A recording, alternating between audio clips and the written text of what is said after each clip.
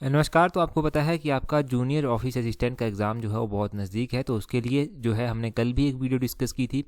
आज भी जो है हम सेकंड सेट जो है उसका डिस्कस कर रहे हैं, ताकि आपको जो है वो एक अच्छा रिवीजन मिल सके और इसके अलावा एग्ज़ाम में भी हेल्प मिल सके जैसे पहले मिलती रही है। तो क्वेश्चन नंबर 1 से अभी हम स्टार्ट करेंगे।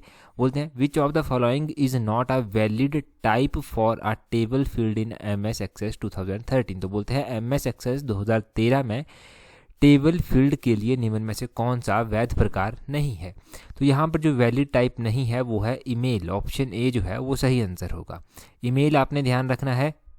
कई बार ईमेल का ही क्वेश्चन बन जाता है कि ईमेल में ई किसके लिए स्टैंड करता है, ई का पूरा नाम क्या होता है। तो ई का पूरा नाम होता है इलेक्ट्रॉनिक मेल, इसको पूरे नाम से जानते हैं, ये आपने ध्यान रखना है। क्वेश्चन नंबर 2 देखिए, यहाँ पर बोलते हैं two type of table views in MS access are dash and design view. तो बोलते हैं MS एक्सेस में two type of table view होते हैं, ये कौन कौन से होते हैं। एक तो MS एक्सेस में जो है एक होता है डाटा शीट व्यू और दूसरा होता है डिज़ाइन व्यू। ऑप्शन सी जो है वो सही आंसर है। क्वेश्चन ये भी पूछा जा सकता है कि MS एक्सेस में कितने टाइप के टेबल व्यू होते हैं। तो 2 टाइप के टेबल व्यू जो है यहाँ पर होते हैं और उनके नाम है डाटा शीट व्यू और डिज़ाइन व्यू। इन दोनों के नाम ध्यान रखने हैं।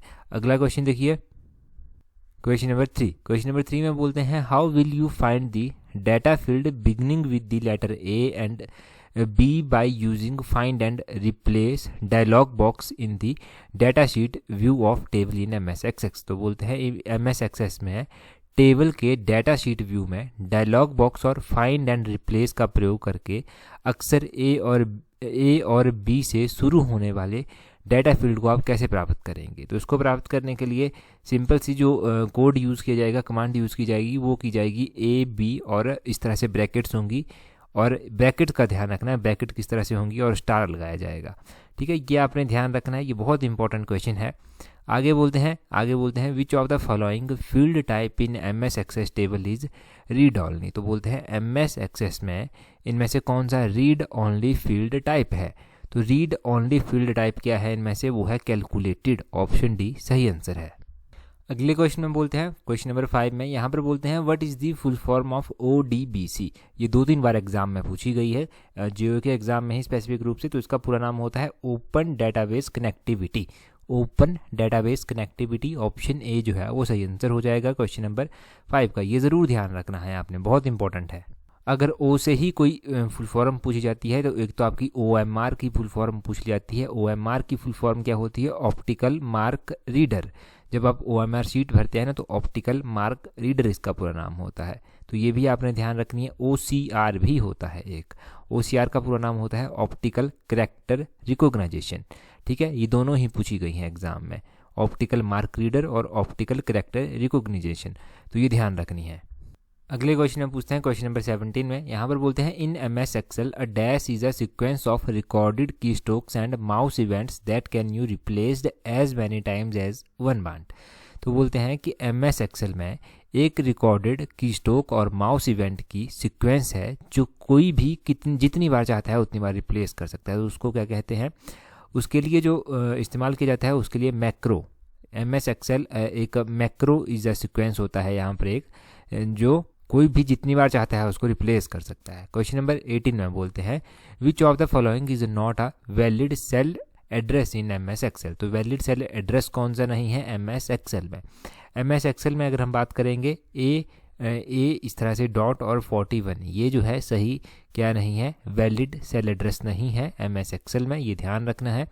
आगे बोलते हैं, how many cells are there in the cell range A10 to D30 in MS excel. तो MS एक्सेल में बोलते हैं A10 से लेकर D30 तक कितने सेल्स आएंगे। तो इसमें कितने सेल्स आएंगे, इसमें 84 सेल्स आएंगे। ऑप्शन सी सही आंसर है। अगला क्वेश्चन देखिए, अगले क्वेश्चन में बोलते हैं, the concept of dash was developed by J.M. Jacquard in 18th century to control textile looms. तो बोलते हैं 18वीं शताब्दी में किसकी अवधारणा को विकसित किया गया था, J.M. जैक्वार्ड के द्वारा। किसके लिए, टेक्सटाइल लूम को नियंत्रण करने के लिए। तो इसने जो पंच कार्ड डिस्कवर किया था, ऑप्शन सी सही आंसर है। ये तो बड़ा घुमा के क्वेश्चन पूछ लिया इन्होंने, कई बार तो डायरेक्टली पूछते हैं कि पंच कार्ड की डिस्कवरी किसने की थी। तो ध्यान रखना है कि J.M. जैक्वार्ड ने इसकी डिस्कवरी की गई थी। कई बार जो है वो जैक्वार्ड ही ऑप्शन में दिया गया होता है, J.M. भी नहीं लगाते साथ में, तो ये भी ध्यान रखना है। आपने यहाँ पर अबेकस ध्यान रखना है, इसकी खोज जो था चाइना में की गई थी। ये क्वेश्चन पूछ जाता है कि कहाँ पर इसकी खोज की गई थी, तो चाइना में की गई थी। आपने ध्यान रखना है यहाँ पर नेपियर बोन्स दिया गया है। नेपियर बोन्स की खोज किसने की थी? जॉन नेपियर ने इसकी खोज की थी। जॉन नेपियर ने इसकी खोज की थी। और पिछले कल हमने पढ़ा था कि जावा लैंग्वेज की खोज किसने की है। चलो उसका नाम आप कमेंट करके बता दो, एक रिवीजन आपका हो जाएगा। जिसको नहीं पता है आपके कमेंट से उसको भी पता चल जाएगा। 21 में क्या बोलते हैं? यहाँ पर बोलते हैं 4th generation computer used micro processor which was designed using the dash technology. तो बोलते हैं चौथी जनरेशन कंप्यूटर में माइक्रो प्रोसेसर का उपयोग किया गया था जिसके डिज़ाइन में डैश तकनीक का उपयोग किया जाता है। तो इसके डिज़ाइन में VLSI तकनीक का उपयोग किया जाता है। ऑप्शन बी जो है वो सही आंसर है। VLSI तकनीक आपने ध्यान रखनी है, ये 4th जनरेशन में यूज़ हुई।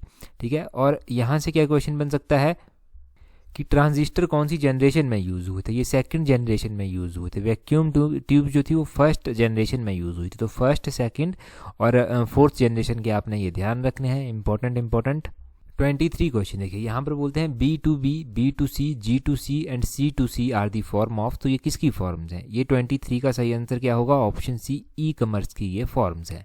23 का ऑप्शन सी, ई कॉमर्स सही आंसर है। B2B जो है बिजनेस टू बिजनेस हो गया, बिजनेस टू कस्टमर हो गया। G2C गवर्नमेंट टू सिटीजन हो गया।